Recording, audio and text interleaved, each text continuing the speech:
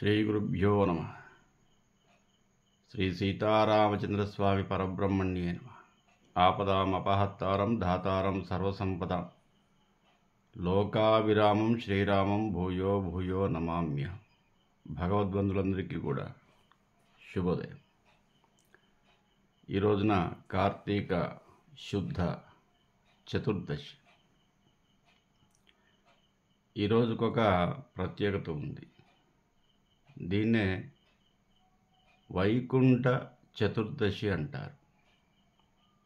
వైకుంఠ ఏకాదశి ఎట్లాగో వైకుంఠ చతుర్దశి కార్తీక మాసంలో వచ్చే శుద్ధ చతుర్దశిని వైకుంఠ చతుర్దశి. ఈ రోజున ప్రత్యేకంగా శివకేశవులకు అభేదమైనటువంటి రోజు.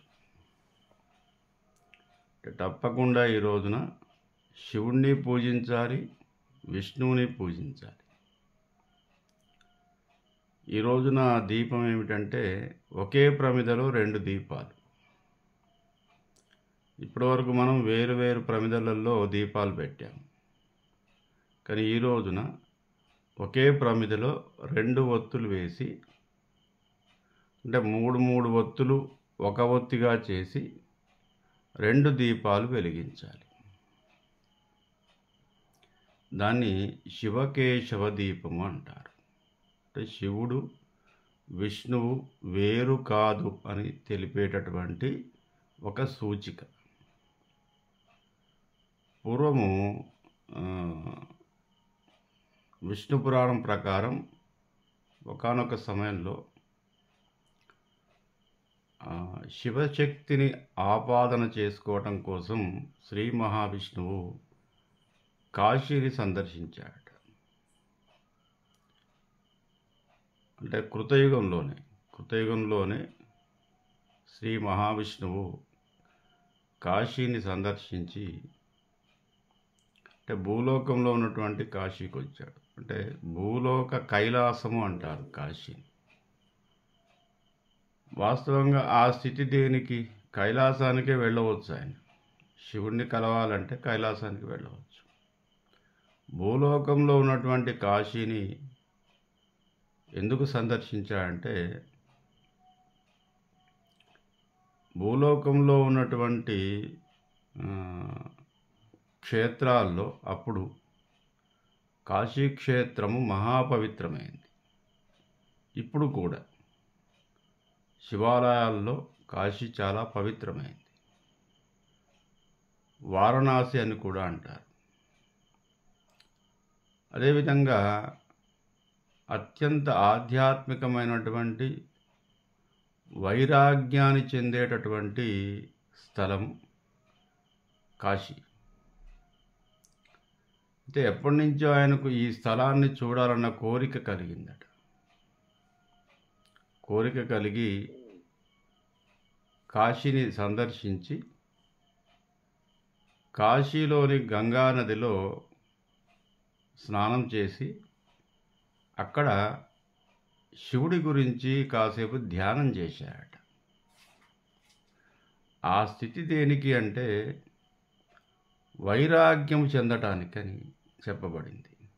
శ్రీ మహావిష్ణువుకు వైరాగ్యం ఏమిటండి అంటే, అనేక అవతారాలు ధరించినటువంటి స్వామి. అంటే 108 అవతారాలు ధరించి, మానవులుగా, తర్వాత జంతువులుగా, అనేక రకాలైనటువంటి అవతారాల్లో విసిగిపోయి ఉన్నాడట.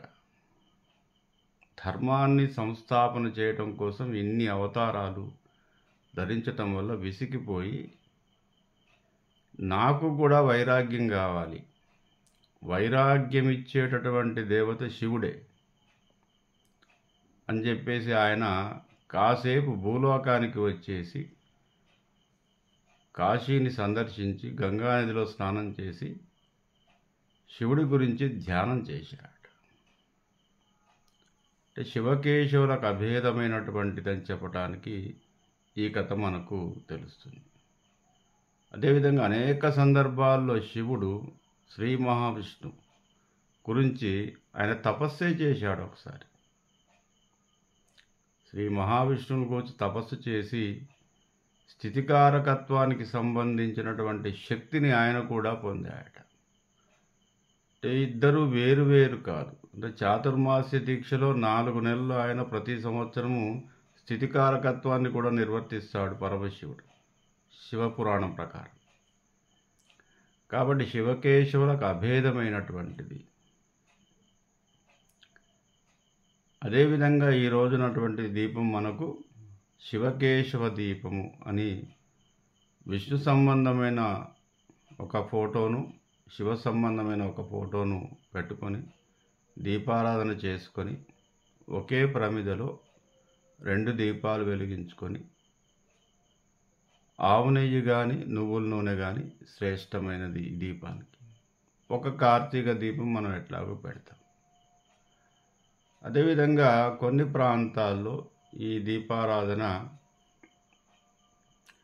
14 దీపాలు పెట్టేసి, అంత చతుర్దశికి సూచికగా 14 దీపాలు పెట్టేసి 15వ దీపాన్ని శివకేశవాన్ని, 16వ దీపాన్ని దామోదర దీపమని 16 దీపాలు వెలిగించుకునే ఒక సాంప్రదాయం కూడా ఉంది.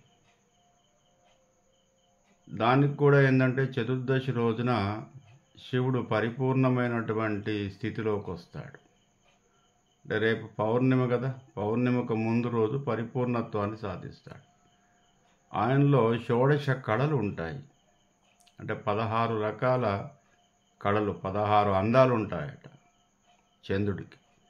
కాబట్టి చంద్రుడిని ఆరాధించేవాళ్ళు, అంటే మానసిక వైకల్యం గలవాళ్ళు, మానసిక స్థితి బాగాలేని వాళ్ళు, ఒత్తిడికి గురయ్యేవాళ్ళు, వీళ్ళందరూ కూడా ఒక చంద్రదీపం అని చెప్పేసి మొత్తం 16 దీపాలు వెలిగించుకునే ఒక సాంప్రదాయం కూడా ఉంది. కావున ఈ రోజున శివకేశవుల్ని ఆరాధించినట్టయితే ఇటు కైవల్యాన్ని, కైలాసాన్ని పొందుతారు, విష్ణు సాహిత్యాన్ని పొందుతారని చెప్పేసి మనకు పురాణాలు చెబుతున్నాయి. కావున భక్తులందరూ కూడా ఈ చతుర్దశి తిథిని అత్యంత భక్తి శ్రద్ధలతో ఆచరించి కృతార్థులు కావాల్సిందిగా మనవి చేస్తూ స్వస్తి ప్రజాభ్య.